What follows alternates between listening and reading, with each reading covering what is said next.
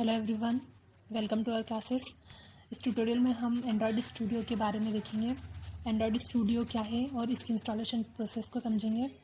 Android studio editor install करने के लिए हमें क्या क्या रिक्वायर है वो भी हम देखेंगे। सो हम स्टार्ट करते हैं। सबसे पहले हम देख लेते हैं कि एंड्रॉयड स्टूडियो क्या है।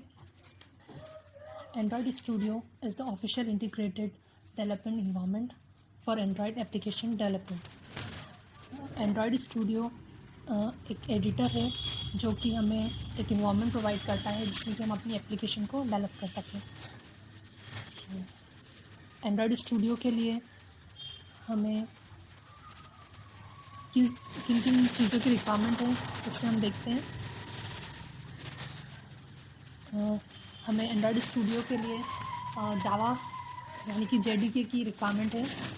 तो जो जेडीके क्या होता है वो हम समझते हैं। तो Java development kit is a software development environment use for developing Java application. It includes the Java run time environment. तो हमें जावा की ज़रूरत होगी एंड्रॉयड स्टूडियो को इंस्टॉल करने के लिए। तो सबसे पहले हम जेडीके यानी कि जावा को इंस्टॉल कर लेते हैं अपने सिस्टम में। हम चलते हैं गूगल पे और यहाँ हम टाइप कर देते हैं जेडीके डाउनलोड और इस जेडीके डाउनलोड पे हम क्लिक करेंगे।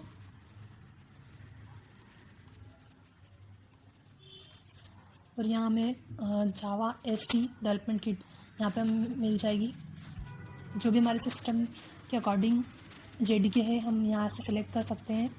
यहाँ प्रोडक्ट और फाइल डिस्क्रिप्शन दे रखा है। ये लाइनक्स के लिए है और ये विंडोज़ के लिए। तो आपको अगर आप लाइनक्स पे काम कर रहे हैं तो आप लाइनक्स की जेडीके को यहाँ से इंस्टॉल कर सकते हैं, डाउनलोड कर सकते हैं। अगर विंडोज़ पे कर रहे हैं तो विंडोज़ पे इस जेडीके को इंस्टॉल कर सकते हैं। तो अभी मैं विंडोज़ पे वर्क कर रही हूँ तो मैं विंडोज़ की जेडीके को इंस्टॉल कर लूँगी। इस पे यहाँ पे क्लिक करेंगे और यहाँ पे हम इसके टर्म और कंडीशन को एक्सेप्ट करेंगे और यहाँ पे हम डाउनलोड जेडीके पे क्लिक कर देंगे। क्लिक करेंगे, ये डेस्टिनेशन पूछेगा। आप जहाँ भी इसे डाउनलोड करना चाहते हैं जिस भी बात पे वो आप सिलेक्ट करके यहाँ पे डाउनलोड कर सकते हैं। मेरे सिस्टम में ऑलरेडी पहले से ही जेडीके इंस्टॉल्ड है। सो मैं इसे डाउनलोड नहीं कर रही हूँ, बट आप इसे सेव करके यहाँ से डाउनलोड कर सकते हैं। फिर इसके बाद आप देखेंगे कि आपका जो जेडीके है वो यहाँ पे डाउनलोड हो जाएगा। अगर आप इस पर डबल क्लिक करेंगे तो एक पॉपअप शो होगा। इस पॉपअप पे आपको यस करना है और जितने भी टर्म कंडीशन हैं आपको उनको एक्सेप्ट करके इसे प्रॉपर्ली इंस्टॉल करना है। जैसे कि मैंने यस किया। सो मेरे सिस्टम में पहले से ही जेडीके इंस्टॉल्ड है तो मुझे ऑलरेडी इंस्टॉल्ड का पॉपअप वो शो कर देगा। सो आपका भी जेडीके इंस्टॉल हो चुका होगा। इस जेडीके इंस्टॉल हुआ या नहीं इसको चेक करने के लिए हम कमांड प्रॉम्प्ट पे चलते हैं और यहाँ पर हम टाइप करेंगे जावा डैश वर्जन से इंटर करेंगे तो ये हमें जावा का वर्जन मतलब जेडीके का वर्जन 1.8.0 यहाँ पे शो कर देगा। ठीक है, अब इसके बाद हम इसे क्लोज़ कर देते हैं और अब हम देखते हैं एंड्रॉयड स्टूडियो को कैसे इंस्टॉल करना है। तो वापस से गूगल पे चलेंगे और यहाँ पे हम एंड्रॉयड स्टूडियो डाउनलोड टाइप करके क्लिक कर देंगे और फर्स्ट फाइल लिंक पे हम ओपन कर लेंगे।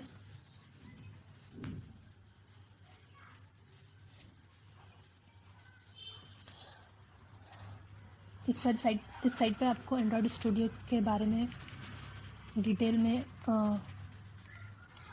सब कुछ मिल जाएगा, जैसे कि एंड्रॉयड स्टूडियो क्या है और उसके फीचर्स क्या हैं। आप पूरी डिटेल में इसे पढ़ सकते हैं। तो अभी हम देखते हैं कि हमारा जो एंड्रॉयड स्टूडियो है यहाँ से हमें डाउनलोड करना है। जो मेरा जो सिस्टम है वो 64 बिट का है, सो ये यहाँ पे 64 बिट बता रहा है। और अभी करंट वर्जन 4.2.1 एंड्रॉयड स्टूडियो का चल रहा है, तो यहाँ पे 4.21 शो कर रहा है। आप इस पर क्लिक करेंगे तो डाउनलोड एंड्रॉयड स्टूडियो का ऑप्शन आएगा और आप इस सारी टर्म कंडीशन को रीड करके इसे एग्री करेंगे तो आपको यहाँ पे डाउनलोड एंड्रॉयड स्टूडियो का ऑप्शन इनेबल हो जाएगा। इस पर क्लिक करके आप एंड्रॉयड स्टूडियो को इंस्टॉल कर सकते हैं, डाउनलोड कर सकते हैं। जैसे ही आप इस पर डाउनलोड करेंगे, डाउनलोड पर क्लिक करेंगे तो आपके पास वही पॉपअप शो होगा जिसमें जो कि इंस्टॉलेशन के बारे में पूछेगा। बस आपको यस यस करके इसे इंस्टॉल कर लेना है प्रॉपरली। सो मेरे सिस्टम में पहले से ही एंड्रॉयड स्टूडियो इंस्टॉल्ड है। तो आप आगे नेक्स्ट करके आप एंड्रॉयड स्टूडियो को पूरा इंस्टॉल कर लेना। इसके आगे हम देखते हैं। जैसे ही एंड्रॉयड स्टूडियो इंस्टॉल हो जाएगा तो आपको एक शॉर्टकट यहाँ पे आपके डेस्कटॉप पे क्रिएट हो जाएगा। आप उस पर डबल क्लिक करके एंड्रॉयड स्टूडियो को ओपन कर सकते हैं। First time Android studio open होने में थोड़ा टाइम लेगा, सो वेट करेंगे हम इसके लिए।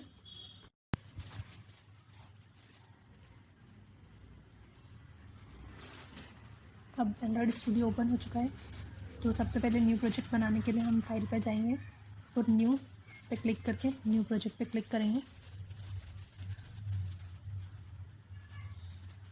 यहाँ पे न्यू प्रोजेक्ट आ जाएगा और सिलेक्ट टेम्पलेट करेंगे। और यहाँ पे हम एम्प्टी एक्टिविटी को सिलेक्ट करेंगे, फिर नेक्स्ट करेंगे। तो सबसे पहले हमारे प्रोजेक्ट का नाम आएगा, तो हम अपने प्रोजेक्ट का जो भी नाम देना चाहते हैं हम यहाँ पे दे सकते हैं, जैसे कि फर्स्ट डेमो या जो भी हम नाम देना चाहते हैं हम अपने ऐप का यहाँ पे हम डिफ़ाइन कर सकते हैं। फिर उसके बाद आता है पैकेज नेम। सो पैकेज नेम क्या होता है पहले हम देखें। सो पैकेज नेम क्या होता है? The package name uniquely identify the app on the device, it is also unique in the Google play store. जो पैकेज नेम होता है वो हमें यूनिक देना होता है ताकि हम हमारे डिवाइस में बहुत सारे ऐप होते हैं, हम उन ऐप्स में अपने ऐप को यूनिकली आइडेंटिफाई कर सकें अपने पैकेज के थ्रू। सो हम पैकेज का नाम यूनिकली आइडेंटिफाई करते हैं और जो कि गूगल प्ले स्टोर पे भी हम यूनिक नेम उसका देते हैं। सो हम यहाँ पे अपने ऐप का नाम यूनिकली आइडेंटिफाई कर देते हैं। तो हम यहाँ पे अभी com.videos.firstdemo है, तो हम चेंज करके com.apps.first भी दे सकते हैं। और यहाँ पे हम अपने प्रोजेक्ट को किस लोकेशन पे सेव करना चाहते हैं वहाँ पे हम दे देते हैं। वो चीज़ हम यहाँ पे सिलेक्ट करवा सकते हैं। यहाँ से जाके भी हम अपने डेस्टिनेशन को सिलेक्ट करा के सेव करा सकते हैं प्रोजेक्ट को। और यहाँ हम लैंग्वेज देते हैं, यहाँ आप लैंग्वेज सेलेक्ट कर सकते हैं जावा और कोटलिन। तो अभी हम जावा सेलेक्ट कर लेते हैं और मिनिमम एसडीके हम यहाँ पे 16 दे देते हैं, क्योंकि अगर हम यहाँ पे जो भी हम मिनिमम एसडीके देंगे उसके अकॉर्डिंग हमारे ऐप, जैसे कि हमने यहाँ पे 16 दे दिया तो यहाँ पे ये दिखा रहा है कि अप्रॉक्सीमेट 99.8% डिवाइस पे ये सपोर्ट करेगा। अगर हम इसे सबसे हाईएस्ट पे देते हैं 30 पे दे देते हैं तो ये सिर्फ 1% ऑफ डिवाइस पे सपोर्ट करेगा। तो हम इसे वापस से मिनिमम 16 पे सेट कर देते हैं और फिनिश कर देते हैं। फिनिश करने के बाद हमारा जो ऐप है वो यहाँ जनरेट हो जाएगा। स्कैन करने में कुछ टाइम लगेगा।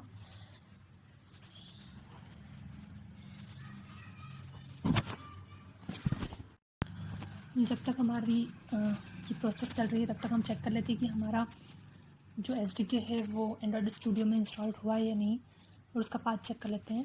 तो सबसे पहले हम सेटिंग में चलते हैं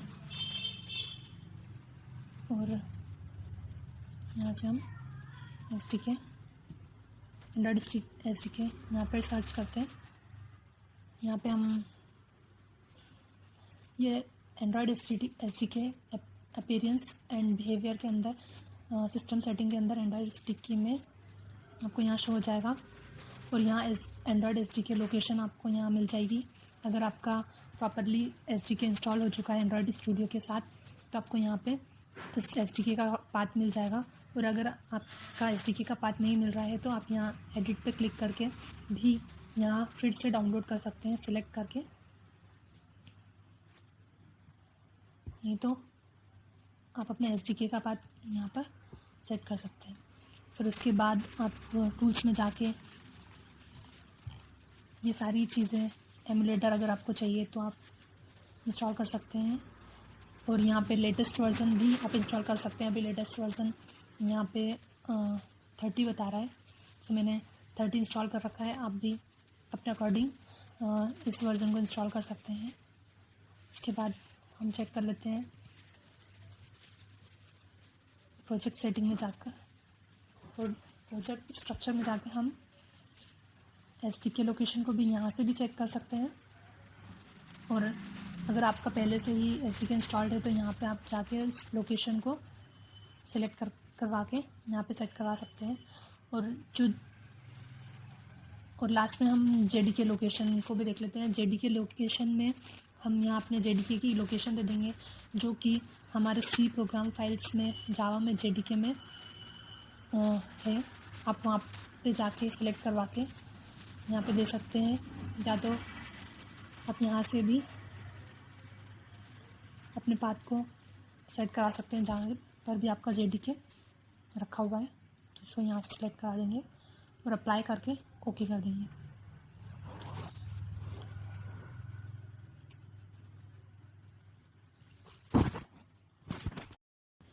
सो आफ्टर इंडेक्सिंग हमारा जो प्रोजेक्ट है यहाँ पे क्रिएट हो जाएगा। तो ये आप देख रहे हैं कि हमारा एंड्रॉयड में ये ऐप और ग्रेडल स्क्रिप्ट यहाँ पे क्रिएट हो गई है। तो आप अपने ऐप को दो तरीके से देख सकते हैं। एक तो यहाँ पे हम एंड्रॉयड सिलेक्ट है तो हमें क्या शो रहा है, ऐप और ग्रेडल स्क्रिप्ट। और अगर आप प्रोजेक्ट पे सिलेक्ट करेंगे तो आपका ऐप शो होगा, उसका नाम, और एक्सटर्नल लाइब्रेरी जो भी यूज़ होंगी वो यहाँ पे शो होगी। तो हम वापस से एंड्रॉयड पे सिलेक्ट कर लेते हैं। इस ऐप पे हम क्लिक करेंगे तो सबसे पहले यहाँ पे हमारी कुछ फाइल्स ऑटोमेटिक जनरेट होंगी। जो सबसे पहली फाइल होगी वो होगी मैनिफेस्ट। तो हम इस पर क्लिक करते हैं और देखते हैं मैनिफेस्ट क्या आता है।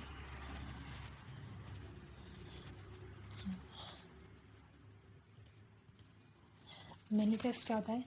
Manifest contains information of your package, including components of the application, such as activities, services, broadcast receiver, content providers, etc. जो हमारा मैनिफेस्ट होता है वो हमारे पैकेज की इंफॉर्मेशन रखता है, यानी कि हमारी एप्लीकेशन की जो भी इंफॉर्मेशन है हम इस मैनिफेस्ट में होती है। जैसे कि हमारा पैकेज जो हमने पैकेज नेम दिया था वो यहाँ पे पैकेज नेम यहाँ पे सेट हो जाएगा, मतलब पैकेज की इंफॉर्मेशन है। और यहाँ पे हमारी जो एप्लीकेशन है जो बनी है उसकी कुछ प्रॉपर्टीज़ यहाँ पे ऑटोमेटिक बाय डिफ़ॉल्ट सेट हुई है, थीम है, और जो भी एक्टिविटीज़ है, एक्टिविटीज़ के बारे में हम आगे बात करेंगे। और भी यहाँ पे जैसे कि हमारे कंटेंट प्रोवाइडर या हमारी एक्टिविटीज़ को हम यहाँ पे डिफ़ाइन करेंगे, जो कि हम अपने ऐप में यूज़ करेंगे। और यहाँ हम अपने अगर हमारे एप्लीकेशन में इंटरनेट की परमिशन की रिक्वायरमेंट है तो हम यहाँ पे परमिशन भी ऐड कर सकते हैं। यूजर्स परमिशन का यूज़ करके आप इंटरनेट की परमिशन को भी यहाँ एक्सेस कर सकते हैं। इसी तरह हम और भी परमिशन को यहाँ ऐड करवा सकते हैं। और यहाँ पे हम सर्विसेज का भी यूज़ करते हैं एप्लीकेशन में, तो हम सर्विसेज भी यहाँ इस मैनिफेस्ट में ऐड करवाएंगे, जो कि हम आगे देखेंगे। सो ठीक है, मैनिफेस्ट आपको समझ में आ गया है। सो आगे जो है वो है जावा। इस जावा फोल्डर में भी कुछ जो फोल्डर हैं वो कंटेन किए हुए हैं। सबसे पहले ये जो टेस्ट वाले फोल्डर हैं हम इन्हें डिलीट कर देते हैं क्योंकि हमें इसकी कोई रिक्वायरमेंट नहीं है, तो हम इसे डिलीट कर देंगे। फिर हम देखेंगे कि हमारा जो पैकेज का नाम हमने दिया था उसी फॉर्म में ये हमारे डायरेक्टरी क्रिएट हो गई है। जैसे कि हमने दिया था com.apps.first, मतलब हमारे पैकेज का नाम हम यहाँ पे जो हमने दिया था वो यहाँ सेट हो चुका है। कॉम के अंदर एक डायरेक्टरी बनी है एप्स, और एप्स के अंदर एक डायरेक्टरी बनी है फर्स्ट, और उसके अंदर हमारी एक एक्टिविटी यहाँ पे जनरेट हो गई है जो कि बाय डिफ़ॉल्ट है, इसका नाम है मेन एक्टिविटी। और इस देख लेते हैं कि एक्टिविटी क्या होती है।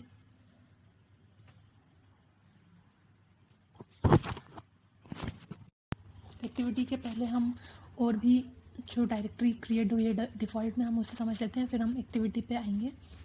तो उसके बाद जो हमारा एक RES फोल्डर क्रिएट होता है जो कि बाय डिफ़ॉल्ट जब हम प्रोजेक्ट को क्रिएट करते हैं तब जनरेट होता है, और उसमें कुछ फाइल्स होती हैं। पहले हम देख लेते हैं कि RES फोल्डर क्या होते हैं।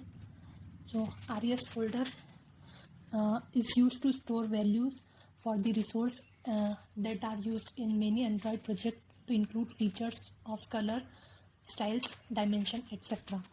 So जो RES फोल्डर है वो बाय डिफ़ॉल्ट जनरेट होता है। इसके अंदर कुछ डायरेक्टरी क्रिएट होती है जिसकी ड्राइबल, लेआउट, मिपमैप और वैल्यूज़। जो ड्राइबल फोल्डर होता है इसके अंदर हमारी एप्लीकेशन में जो भी इमेज हमें ऐड करनी है, जैसे कि हम कोई लॉगिन पेज बनाते हैं या हम लॉगिन पेज में एक हमारा आइकॉन ऐड करना चाहते हैं, तो हम उस आइकॉन या इमेज को हम इस ड्राइवेबल फोल्डर में रखेंगे। यहाँ पे ड्राइवेबल फोल्डर में हम अपनी इमेज को रख सकते हैं। सो ये ड्राइवेबल फोल्डर इमेज को कंटेन करने के लिए होता है। फिर उसके बाद होता है लेआउट फोल्डर। लेआउट फोल्डर वो फोल्डर होते हैं जिसमें कि हमारी जो भी डिज़ाइनिंग पर्पस के लिए जो भी लेआउट डिज़ाइन होती है, जैसे कि हमारी एक्टिविटी है और उससे एक्टिविटी की एक पर्टिकुलर XML है यानी कि लेआउट है। वो लेआउट जैसे लॉगिन लेआउट है, लॉगिन लेआउट को डिज़ाइन करने के लिए हमें एक XML की ज़रूरत होती है। तो जो भी XML हम यूज़ करेंगे वो यहाँ पे क्रिएट होंगी। जैसे कि यहाँ पे मेन एक्टिविटी की बाय डिफ़ॉल्ट XML क्रिएट हुई है, इसका नाम है एक्टिविटी मेन। इसके बाद हम देखेंगे मिपमैप का यूज़ भी हम, जैसे कि हमारी एप्लीकेशन के आइकॉन्स हमें डिफ़ाइन करने हैं, हमारे एप्लीकेशन में क्या आइकॉन या लोगो लगेगा वो हम इस मिपमैप में डिफ़ाइन करते हैं। और इसके आगे है वैल्यूज़ फोल्डर। इस वैल्यूज़ फोल्डर में भी कुछ XML फाइल्स होती हैं, जैसे कि colors.xml। इस colors.xml का यूज़ हम कलर सेट करने के लिए करते हैं। जैसे कि हमारी एप्लीकेशन है, उस एप्लीकेशन में हमें अपनी एप्लीकेशन का जो बैकग्राउंड या हमारे प्राइमरी कलर क्या देना है, बॉर्डर क्या देना है, वो सारे कलर हम यहाँ पे डिफ़ाइन कर सकते हैं। और उसके बाद स्ट्रिंग फाइल होती है एक, जिसमें कि हम अपनी एप्लीकेशन का नाम यहाँ पे बाय डिफ़ॉल्ट सेट हुआ है। इस ऐप नेम हमारा जो है फर्स्ट डेमो है, तो यहाँ पे बाय डिफ़ॉल्ट एक स्ट्रिंग जनरेट हो गई। और अपनी एप्लीकेशन में जो भी हम स्ट्रिंग डिफ़ाइन करना चाहते हैं वो हम यहाँ डिफ़ाइन कर सकते हैं, और उस दूसरी XML में हम उसे एक्सेस करके सेट करवा सकते हैं।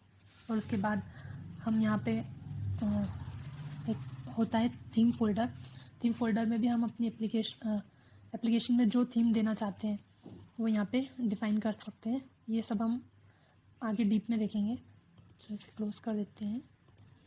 अभी हमने सिर्फ इसका एक ओवरव्यू देखा है और आगे हम इसे डिटेल में देखेंगे।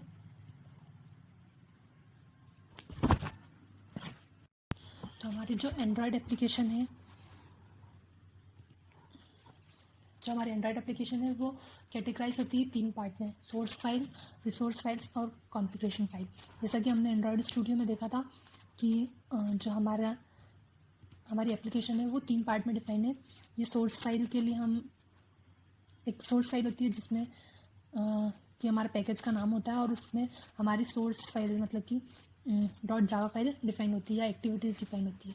फिर दूसरा जो होता है वो रिसोर्स फाइल होती है। जो रिसोर्स फाइल होती है उसके अंदर हमारा डिज़ाइनिंग वाला पार्ट होता है, जिसमें कि इमेज ड्राइबल होता है, लेआउट होते हैं, मिपवेब, स्ट्रिंग, वैल्यूज़, कलर्स, ये सारी चीज़ें कंटेंट करता है RES यानी कि रिसोर्स फाइल। फिर उसके बाद जो होती है कॉन्फ़िगरेशन फाइल्स। तो जो कॉन्फ़िगरेशन फाइल्स होती हैं वो इस ग्रेडल स्क्रिप्ट में आती है, जो कि प्रॉपर्टीज़, ग्रेडल, ये सारी चीज़ें इसमें आती है। अब हम सबसे पहले इस प्रॉपर्टीज़ फाइल में यानी कि इन कॉन्फ़िगरेशन फाइल्स में को समझ लेते हैं। जो हमारी मेन फाइल जो होती है वो होती है ये फर्स्ट मतलब मॉड्यूल फाइल जो होती है build.gradle वो होती है, जिसमें कि हमारी जो एप्लीकेशन है उसका जो कंपाइल SDK वर्ज़न क्या होना चाहिए हम यहाँ पे सेट कर सकते हैं। बिल्ड टूल वर्ज़न क्या होना चाहिए वो यहाँ पे सेट कर सकते हैं, मतलब कि हम जो मैक्सिमम API लेवल है वो यहाँ पे सेट कर सकते हैं। और हमारी एप्लीकेशन की ID जो कि हमने पैकेज का नाम दिया था वो यहाँ पे बाय डिफ़ॉल्ट सेट हो जाती है। और मिनिमम SDK मतलब कि जो मिनिमम SDK मतलब जहाँ से स्टार्ट होगा हमारा ऐप, जिस एंड्रॉयड डिवाइस को सपोर्ट करेगा वहाँ यहाँ हम मिनिमम SDK देते हैं। यहाँ हम चेंज भी कर सकते हैं, इसे 18 कर सकते हैं और सिंक कर सकते हैं। और उसके बाद टारगेट SDK यहाँ दे सकते हैं और हमारे एप्लीकेशन का वर्जन कोड यहाँ पे हम डिफ़ाइन कर सकते हैं। जैसे कि हमारी एप्लीकेशन फर्स्ट टाइम अगर क्रिएट हुई है तो उसका वर्जन कोड यहाँ पे 1 होगा और वर्जन नेम 1.0 होगा। और अगर हमारी एप्लीकेशन पहले भी बन चुकी है और हम उसे अपडेट कर रहे हैं तो हम यहाँ पे वर्जन कोड चेंज करके और वर्जन नेम चेंज करके यहाँ पे दे सकते हैं। और यहाँ पे और भी प्रॉपर्टीज़ हैं। और इसके बाद ये जो डिपेंडेंसीज़ हैं, जो हम एक्सटर्नल डिपेंडेंसी यूज़ करते हैं अगर हमारी एप्लीकेशन में हमें कोई जेसन से डेटा आ रहा है तो हमें जेसन का यूज़ करने के लिए उसकी कुछ डिपेंडेंसी होगी तो हम यहाँ पे वो इम्प्लीमेंट करवा सकते हैं। जैसे कि बाय डिफ़ॉल्ट यहाँ पे ऐप कॉम्पैक्ट नाम की जो डिपेंडेंसी है वो डिफ़ॉल्ट में इम्प्लीमेंट करी हुई है और डिज़ाइनिंग के लिए मटेरियल डिज़ाइनिंग इम्प्लीमेंट हुई है। सो इसका यूज़ हम तब करते हैं। तो हम देखते हैं एक्टिविटी क्या होती है। एक्टिविटी एक सिंगल स्क्रीन होती है जिसमें कि डिस्प्ले लेआउट होता है जिसको कि यूज़र इंटरफेस भी कहते हैं, जिससे यूज़र इंटरेक्ट करता है या उस इंटरेक्शन को हैंडल करता है। मीन्स सिंपल वे में कहा जाए तो एक्टिविटी है ना एक सिंगल स्क्रीन होती है जिससे कि एक यूज़र इंटरफेस अटैच होता है और उस यूज़र इंटरफेस से जो यूज़र है वो इंटरेक्ट करता है। सो हम उसके लिए एक्टिविटी को क्रिएट करते हैं। तो यहाँ पे जो मेन एक्टिविटी है वो बाय डिफ़ॉल्ट जनरेट हुई है और इस मेन एक्टिविटी मतलब इस मेन एक्टिविटी ने एक्सटेंड किया है ऐप कॉम्पैक्ट एक्टिविटी को। जो ऐप कॉम्पैक्ट एक्टिविटी होती है वो डिफ़ॉल्ट एंड्रॉयड की एक्टिविटीज़ होती हैं जिसमें कि सारी जो भी डिफ़ॉल्ट प्रॉपर्टीज़ सेट होती हैं। अगर हम इस ऐप कॉम्पैक्ट एक्टिविटी को अपने एक्टिविटी में एक्सटेंड करेंगे तो जो भी डिफ़ॉल्ट या कह सकते हैं कि सेटिंग्स होती है, डिफ़ॉल्ट सेटिंग्स एक एक्टिविटी के लिए या डिफ़ॉल्ट जो भी फंक्शन होते हैं वो इस मेन एक्टिविटी में सारे फंक्शन हम इजीली कॉल कर सकते हैं या फिर बाय डिफ़ॉल्ट वो एक्सटेंड हो जाते हैं। सो इसमें सबसे पहले इस एक्टिविटी में ऑन क्रिएट फंक्शन जो कि बाय डिफ़ॉल्ट सेट हुआ है, ऑन क्रिएट फंक्शन होता है जो कि सबसे पहले कॉल होता है एक्टिविटी में। और इस एक्टिविटी को जैसे ही लॉन्च करते हैं तो ये ऑन क्रिएट फंक्शन कॉल होता है। और इसमें सबसे पहले एक फंक्शन होता है जो कि सेट कंटेंट व्यू होता है। जो सेट कंटेंट व्यू होता है वो हमारे जो एक्टिविटी है उस एक्टिविटी को किसी पर्टिकुलर XML या लेआउट से कनेक्ट करता है। जैसे कि ये सेट कंटेंट व्यू है, इसमें यहाँ पे इसने एक लेआउट से इस एक्टिविटी को कनेक्ट कर रखा है, जैसे कि r.layout.activity मेन, जो कि बाय डिफ़ॉल्ट हमारी जो XML है वो क्रिएट हुई है। ये जो XML होती है वो डिज़ाइनिंग पर्पस के लिए होती है, जैसे कि जिससे कि यूज़र इंटरेक्ट करता है, सो वो XML क्रिएट होती है। सो इसमें हमने देख लिया है कि एक्टिविटी क्या होती है और एक्टिविटी से XML कैसे अटैच होती है, और हमें समझ में आ गया कि एक्टिविटी और XML का क्या रोल है हमारे एप्लीकेशन में। अब आप यहाँ पे इसे रन करके भी देख सकते हैं। यहाँ पे जाकर आप चाहे तो AVD मैनेजर में जाकर वर्चुअल डिवाइस क्रिएट कर सकते हैं, यहाँ पे जाकर, और सिलेक्ट करके आप न्यू AVD क्रिएट कर सकते हैं, एमुलेटर क्रिएट कर सकते हैं, जिसपे आप अपनी एप्लीकेशन को रन करवा सकते हैं।